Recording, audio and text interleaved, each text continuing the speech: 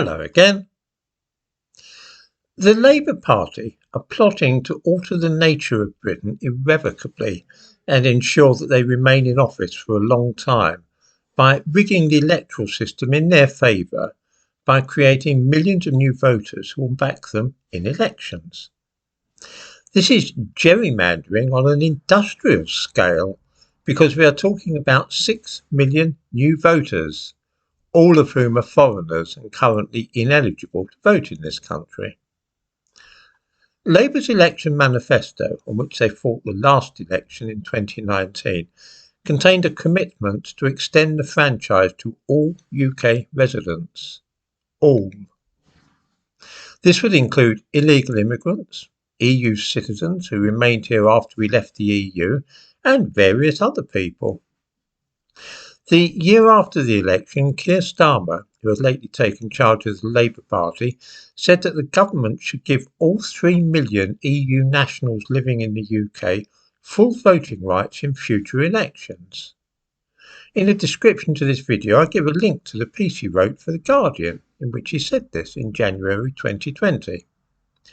He was talking about the 3.4 million EU citizens living here who have settled status.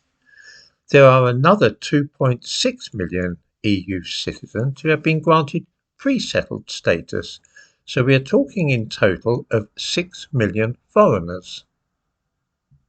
I also give a link to a piece from the BBC website today, in which a spokesman for the Labour Party says that no final decision has been reached on this, but that's probably not true. The reason he said it is that the Daily Telegraph today published what they say is information they have that this is indeed what the Labour Party are planning.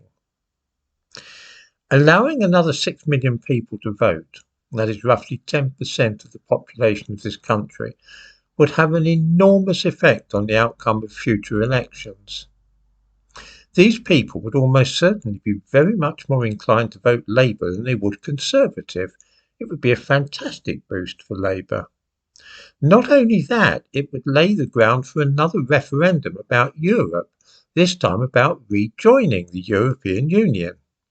Kier Starmer is very keen to do this, and it would give him the backing needed if 6 million foreigners were allowed to vote in a future referendum.